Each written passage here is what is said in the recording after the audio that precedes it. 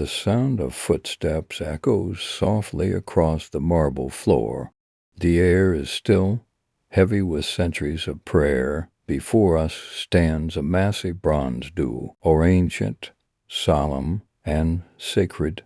It is not just a piece of history, it is a mystery that has seen countless tears, countless hopes, and countless hearts seeking God. This is the holy door, O Penny, only during a Jubilee year, when heaven seems to bend closer to earth as the pilgrim approaches.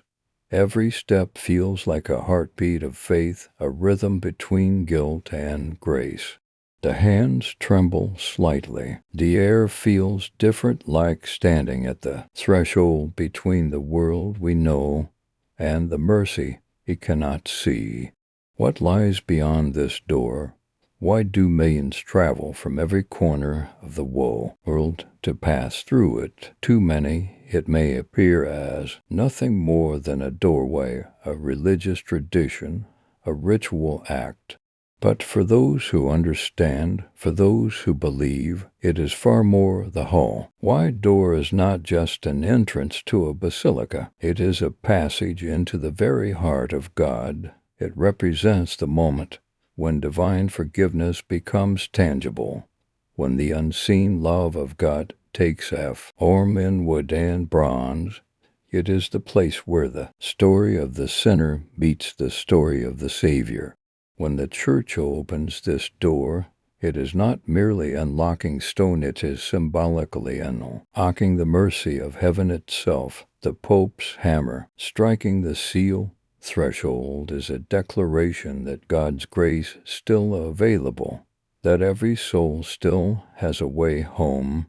Behind that opening lies a silent invitation.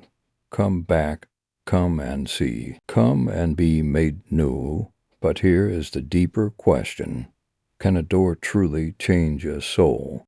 Or is it the faith with which we walk through it that transforms us? The mystery of the holy door is not in the metal or marble, but in the movement of the heart. When a pilgrim walks through, they leave behind the weight of sin, resentment, and pride. A step into a space where time seems to stop, where heaven whispers, I have waited for you. In that moment, something invisible happens, something no camera can capture, no word can fully describe. A soul begins to breathe again. We all have doors in our lives, doors we fear to open, doors we have locked out of shame, and doors we desperately long to walk through. The holy door is the symbol of all those thresholds. It reminds us that beyond every failure, every regret, there is a God who waits on the other side, holding the key of mercy to cross this door is to say yes to love, to forgiveness, to grace. It is to surrender the illusion of control and step into the mystery of divine compassion. And so, as we begin this journey, let us imagine ourselves standing before that sacred door. The world grows quiet, the noise fades. You can almost hear your heart. Somewhere deep inside, a voice says, this is your moment, You take a breath, lift your eyes, and step forward, not into a building, but into the arms of a Father who never stopped waiting for you. The story of the holy door is as old as the longing of the human heart for redemption. Its history begins not in stone, but in the divine idea that every person deserves a way back to grace. In the year 1300, when Pope Boniface VIII proclaimed the first Jubilee, the Church sought to create a sacred rhythm, a time set apart for mercy, forgiveness, and renewal. Pilgrims came from every corner of Europe, walking for weeks or even months, drawn by a hope that transcended fatigue and pain. They came to Rome, the heart of the faith, believing that crossing a single threshold could change the course of their souls. when the holy door was opened for the first time at St. Peter's Basilica, the act became a symbol of something far greater than human ceremony. It became a meeting place between heaven and earth. But the idea of a sacred door did not begin there. The language of doors runs deep through the scriptures. In the book of Genesis, the door to Noah's ark closed upon the floodwaters, sealing within it the promise of salvation. During the first Passover, the Israelites marked their doors with the blood of the Lamb, a sign that death would pass them by. The prophet Isaiah spoke of gates that the Lord himself would open, that the righteous might enter, and then, in the fullness of time, Christ proclaimed the mystery that fulfills them all. I am the door. Whoever enters through me will be saved. The holy door is, in truth, a mirror of that eternal declaration. It is not the church that saves, not the stone or bronze, but Christ himself, the true threshold to the Father's mercy. Through centuries, popes have kept the tradition alive, not as a relic of history, but as a living call to conversion. The holy door at St. Peter's, along with those at the other major basilicas in Rome, remains sealed for our years at a time, awaiting the Jubilee. When the time comes, the Pope strikes the sealed door with a silver hammer, a powerful gesture that echoes like thunder through the hearts of the faithful. The act hails the moment Christ's side was pierced, when from his heart flowed blood and water, the sacraments of mercy. As the door opens, chants rise, bells ring, and the faithful cross the threshold in silence, tears often glistening in their eyes. It is a moment when the eternal becomes visible, when a symbol becomes a sacrament of hope. Yet the deeper meaning of this act lies not in the grandeur of the ceremony, but in what it reveals about God's nature. Every holy door opened by the Church is a reminder that God himself has already opened the door to his heart. It is a proclamation that no sin is too great, no past too dark, no wound too deep to be healed by his mercy. The door stands as a witness against despair. It tells us that even when we have locked ourselves away in guilt and shame, there remains a passageway, home prepared by love. It is, in essence, a door that swings not on hinges of judgment, but on hinges of compassion. The holy door also carries with it a profound sense of pilgrimage. To cross it, one must move physically, yes, but more importantly, spiritually. It requires a leaving behind, a detachment from the familiar paths of self-reliance. Pilgrims who journeyed to Rome centuries ago understood this truth deeply. Their travel was not easy. Roads were rough, dangers were many, and comforts were few. Yet with every step they prayed, repented, and purified their hearts. The journey itself became part of the transformation. By the time they reached the holy door, they had already crossed countless invisible thresholds within themselves, and when they finally stepped through, it was not merely an entrance into a church, it was a homecoming. The material door, then, becomes a signpost pointing to a spiritual reality. It is a visible sign of an invisible mystery, that God's mercy is always accessible, yet never forced.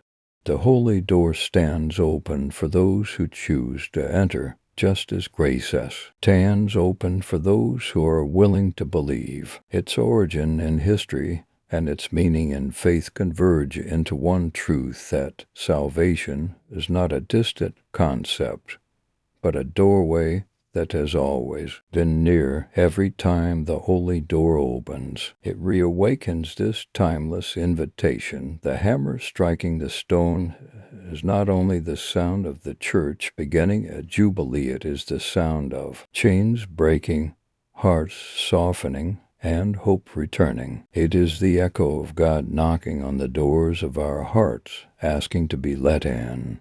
For centuries, this symbol has endured because humanity never stops needing to be reminded that the door of mercy has not been closed. And though the physical doors in Rome may one day close again, their meaning endures forever in the words of Christ, "Knock, and it shall be opened unto you." Every Jubilee calls the faithful to become pilgrims once more, not merely travelers on the earth, but wanderers of the soul seeking the face of God. The journey to the holy door begins long before a foot touches the road to Rome. It begins in the quiet ache of the heart and that hidden awareness that something in us needs to be healed. For some, it starts with a whisper of conscience. For others, with the unbearable weight of guilt that refuses to fade. Whatever the cause, the pilgrim's journey is born from a longing that only grace can satisfy. To walk toward the holy door is to admit, without words, that we have been lost and that we yearn to come home. Each step along the way becomes an act of repentance. The road stretches out like a mirror of the inner path, winding through fatigue, memory, and prayer. The pilgrim carries little because mercy asks for empty hands. Along the journey, there is time to think, to remember, and to let go. Old wounds rise to the surface. Faces of those we've hurt or fail to forgive appear unbidden, but that, too, is part of the pilgrimage. God allows the heart to remember, not to punish, but to you. Rife for forgiveness cannot bloom in a soul that refuses to see itself clearly, and so the pilgrim walks beneath the sun and under the stars, shedding layer after layer of pride until only honesty remains in us. When at last the great Basilica comes into view, something begins to stir deep within. The tired body feels lighter, as if carried by unseen hands. The nose of the city fades when one steps onto the square, replaced by a silence that speaks louder than any word. Before the pilgrim stands the holy door, tall, ancient, adorned with the stories of salvation. For a moment, time seems to halt. Its breath, the heart beats fast.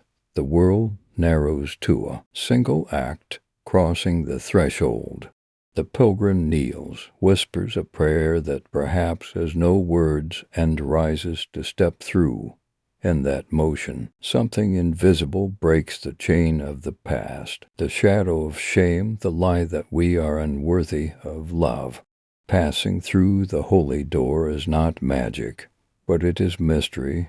It is not a transaction, but a transformation. The pilgrim does not earn grace by walking, he receives it by surrendering. As the door closes behind, it feels as though another deeper door opens within a door. The key leads into peace there. In that sacred stillness, one senses the presence of a mercy that does not judge, but embraces. It is as if Christ himself stands just beyond the threshold, whispering, "Welcome home, you were never forgotten." The terrors that fall are not of sorrow, but of release. The soul that once carried the weight of sin now feels the lightness of redemption. And yet the journey does not end there, for the true pilgrimage continues beyond the Basilica, beyond Rome, beyond the year of Jubilee itself. The pilgrim who has touched mercy must now become a bearer of it. Every encounter on the return path becomes a chance to mirror what was received, to forgive as one has been forgiven, to love as one has been loved. the forgiveness found at the holy door is not meant to be kept. It must flow outward like water from a spring. To be redeemed is to become a doorway through which others may also glimpse the light. In every generation, countless pilgrims have walked this same journey. Their faces may have changed, but their hearts have spoken the same silent prayer. Lord, have mercy on me. Some were saints, others were sinners barely holding on, yet all were met by the same unchanging love. The dust of their footsteps still lingers on the cobblestones of Rome, like a hymn that never ends. They came with burdens, and they left with grace. They came as strangers, and they left as children returning to their Father's house. To walk as a pilgrim is to live the human story in miniature journey from exile to embrace. From darkness to dawn, each of us is in some way on that road. We may not all reach the holy door in Rome, but every act of humility, every prayer whispered through tears, why confession made in truth is a step toward it. For in the end, pilgrimage is not about distance traveled, but about love discovered. It is about the soul's quiet realization that the God we seek at the journey's end has been walking beside us all along. Forgiveness is perhaps the most beautiful and the most difficult miracle that God performs in the human heart. It is a mystery so gentle that it can go unnoticed, and yet so powerful that it can remake a soul entirely. The world speaks of justice, of balance, of repayment, but God speaks a different language, the language of mercy. To forgive is not to erase the past, but to transform it. It is to allow light to enter places that were once consumed by shadow. The secret of forgiveness lies in this paradox. God does not pretend our sins never happened. He chooses to love us through them, to turn the wound itself into a doorway where grace enters. When the pilgrim stands before the holy door, it is forgiveness that truly ends it. The bronze may swing outward, but the real threshold lies within. We carry so many locks in our hearts, locks forged by pride, by hurt, by self-condemnation, and yet God waits patiently with the key of compassion. The holy door becomes the outward sign of an inward release, a moment when the soul dares to believe that mercy is real.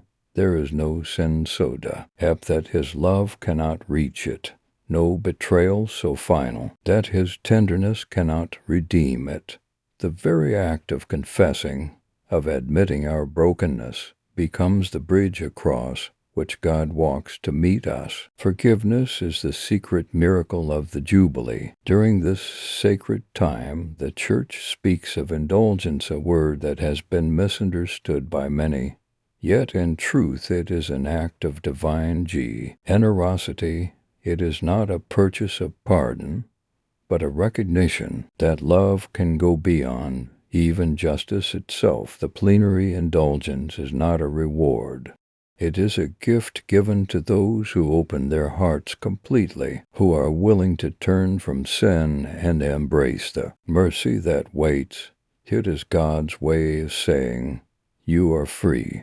The chains of the past no longer define you to receive such crack." He is to stand once again in the light of the Father, unafraid, unashamed, restored to the dignity that sin once obscured. But forgiveness is not only what we receive, it is what we must learn to give. This is the deeper secret, the one that transforms mercy from an event into a way of life. For it is impossible to encounter divine forgiveness and remain unchanged. The heart that has been touched by grace cannot hold on to bitterness. It must release it or else lose the very peace it has found. To forgive another is to mirror God's own heart. It is to say, "I choose mercy over memory, This does not mean forgetting the pain or denying the wrong. It means allowing love to speak the final word. There is a story that echoes through the centuries of a woman who once came to the confessor. Only after 30 years of silence, her sins weighed on her so heavily that she could barely speak. When the priest finally whispered the words of absolution, she began to cry not because she felt condemned, but because she realized she was still loved. In that moment, the door of her soul creaked open, and light poured in. She left the church with the same life, the same face, the same memories, but her heart had been made new. This is what forgiveness does. It does not erase the story, it rewrites its ending. And yet, to forgive is also to confront our own resistance. We hold on to pain because it gives us a sense of control. We replay the wounds of others to remind ourselves that we were right, that we were wrong. But forgiveness asks for something far deeper. It asks us to surrender our right to be angry, to let go of the weapon we've kept hidden behind our smiles. It asks us to trust that God's justice will prevail without our vengeance. Only then can peace enter. Only then does the heart become light enough to pass through the holy door within. The secret of forgiveness, then, is not about forgetting, it is about remembering differently. It is about looking back on the wounds and seeing, not the pain, but the hands of the one who healed them. Every sin forgiven becomes a testimony of love. Every scar becomes an altar of mercy. The holy door is the great symbol of this truth. What once separated us from God can become the very passage through which we return to Him. And perhaps that is why the act of forgiving feels so holy. It draws us closest to the image of the one who forgave first. On the cross, Christ did not wait for apologies. He did not demand explanations. He simply said, "Father, forgive them." In those 3 words lies the essence of divine power, a power stronger than death, stronger than sin, stronger even than despair. To forgive as Christ forgave is to participate in His resurrection tea. Oh, let life triumph where death once ruled. When the pilgrim leaves the Basilica, after crossing the holy door and praying in silence, there is often an unspoken vow carried in the heart. As I have been forgiven, so will I forgive. It is the only fitting response to mercy. For forgiveness is not meant to be a secret kept within the soul. It is a light meant to be carried into the world, and when that light shines through us, others begin to see that the doors of heaven are still open, that grace has not ceased to flow, and that love remains the greatest miracle of all. The holy door may stand in Rome, but its true meaning was never meant to remain there. The Jubilee is not confined to stone or ceremony. It is meant to live within us, to breathe through our actions, to echo in the ordinary rhythm of our days. When the pilgrim returns home, the journey is far from over. The same grace that was found at the threshold of St. Peter's waits to be discovered in the quiet corners of daily life, in the faces we meet, the wounds we forgive, the small sacrifices we make. The Jubilee spirit is not a distant celebration. It is a way of seeing the world. Rough the eyes of mercy. Every day offers its own doors. Some are visible. The door to our home, the door to our workplace, the door to the heart of someone we love. Others are invisible, hidden deep within us, the door to compassion, to patience, to humility. To live the Jubilee spirit is to recognize these doors and to open them willingly.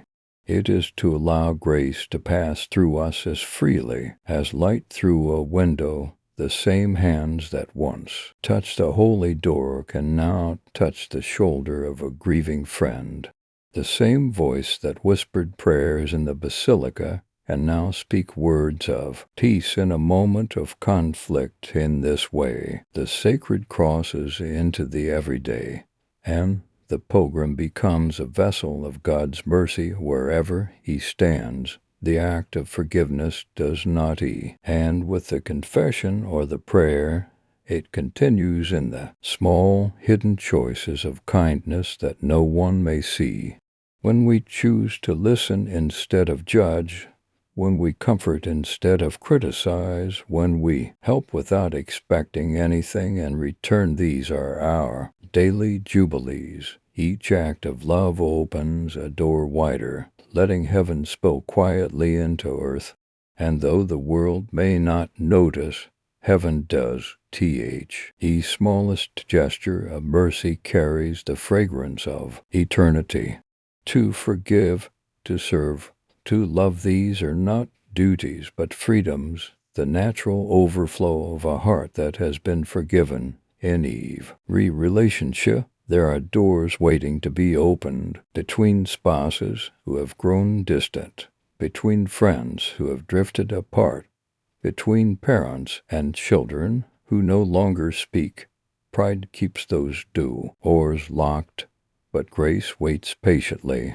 On the other side, the Spirit of the Jubilee whispers, "Knock, and it shall be open to you." Sometimes opening that door means saying the first word, offering the first smile, taking the first step. It may not erase the pain, but it begins the healing. And in that moment, the same mercy that once flowed through the holy door begins to flow through us. To live the Jubilee spirit is also to see the face of Christ in the poor, the sick, the forgotten. It is to recognize that God often hides behind the least expected doors: the hungry child, the lonely elder, the stranger who asks for help. When we open our hearts to them, we open the door to Christ himself. He said, "Whatever you did for one of the least of these brothers and sisters of mine, you did for me." In serving others, we do not merely perform acts of charity. We enter into communion with God. Every meal shared, every tear wiped away, every word of hope spoken becomes an echo of the Jubilee's call to mercy. And yet, perhaps the hardest door to open is the one within ourselves. We are often quick to offer compassion to others, but slow to forgive our own hearts. The Jubilee invites us to see ourselves as God sees us, not as failures, but as beloved children still being shaped by his hands. To live this truth is to walk freely, unburdened by shame, confident not in our perfection, but in his love. Each morning, when we rise and face another day, we stand again at the threshold of choice. Will we live in grace or return to fear?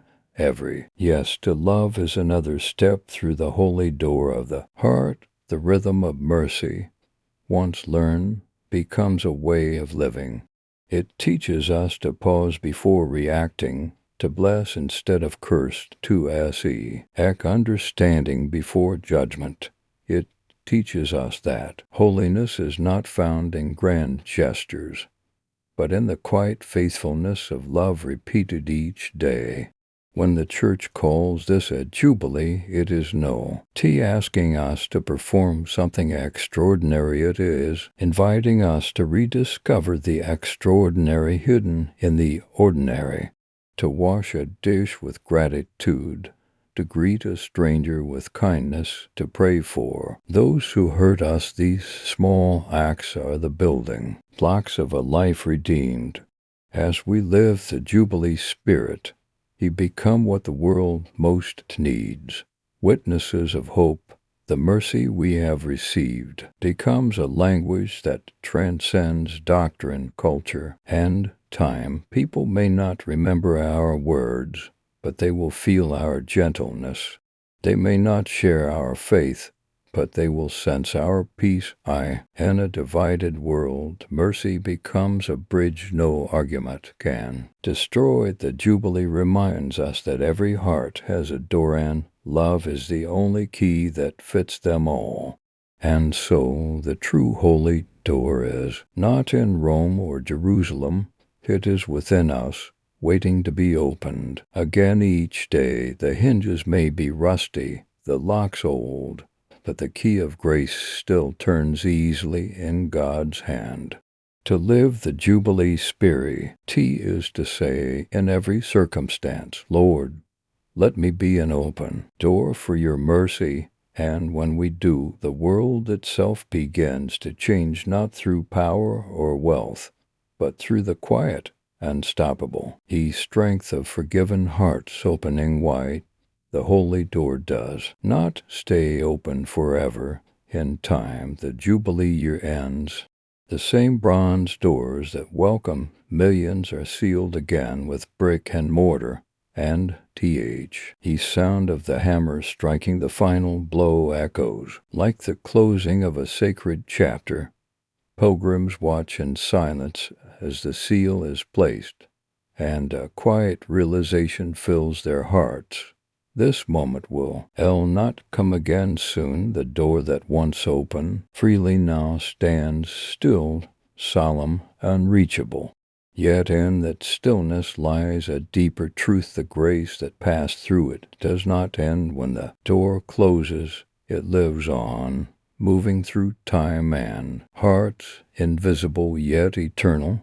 For many, the closing of the holy door can feel like the fading of a light, a return to ordinary days, but God's mercy is not confined to the rhythm of years or ceremonies. The Jubilee may conclude, but grace never ceases to flow. Just as the sun sets only to rise again, the closing of this sacred threshold reminds us that what God begins within us cannot be sealed by stone or silence. The visible door closes, but the invisible one remains wide open. The door of the heart, the door of faith, the door of divine love that no hand can shut. When the pilgrim returns home, perhaps months later, the memory of that sacred walk remains vivid. The cool touch of bronze beneath their fingers, the echo of ancient prayers, the weight that lifted when they stepped through. Yet what lingers most is not the image of the door, but the transformation it represented. Grace as a way of remaining long after the ritual ends. It whispers through our conscience, stirs us toward compassion, and reminds us sometimes in the quiet of an ordinary morning that we were touched by something eternal. The closing of the holy door also teaches a hidden lesson, that faith must learn to live without constant signs. God does not always manifest himself in grand ceremonies or visible symbols. More often, he meets us in silence and the stillness of prayer, in the struggles that test our endurance, in the unseen choices that shape our soul. To live after the Jubilee is to Washington, LK in faith without sight, to trust that what was received in light still remains even when the light seems gone. The pilgrim who truly understands the holy door does not need to see it again because its meaning has moved inside them. They have become the door through which mercy passes. And perhaps that is the greatest miracle of all, that grace, once received, does not stay contained. It moves outward like ripples in a still pond, a word of kindness spoken to a stranger, a moment of forgiveness between old enemies, a prayer whispered for someone unseen. All of these are the continuation of the Jubilee. The holy door may have closed, but the world still trembles with the aftershock of grace. Heaven is never truly silent. It simply speaks now through us, in a way. Every closed door in life can become a new beginning. When opportunities vanish, when relationships end, when prayers seem unanswered, we stand again before a threshold, and though it may appear shut, it teaches us that God is often working behind it, preparing another opening, another grace, another dawn. The holy door's closure is a symbol of this mystery. Endings in the kingdom of God are never final. They are transformations waiting to unfold. Grace changes its form, but never its presence. What once came through the grand bronze of Rome may now arrive through the soft words of forgiveness between the broken hearts. There will come a day, and every earthly door closes for us when breath fades and time falls silent. But even then, for those who believe, another door will open, not made of bronze or stone, but of light. It is the final Jubilee, the eternal homecoming, where every tear is wiped away and every wound made whole. The doors of heaven never close, they remain forever open for those who walked in mercy, for those who lived as instruments of grace. And on that day, we will finally understand that every door we pass through in His life, every act of love, every moment of surrender was leading us there. So when you hear that the holy door has been sealed again, do not feel sorrow, rejoice, for its purpose has been fulfilled. It was open so that hearts might be opened. It was closed so that faith might continue without needing to see.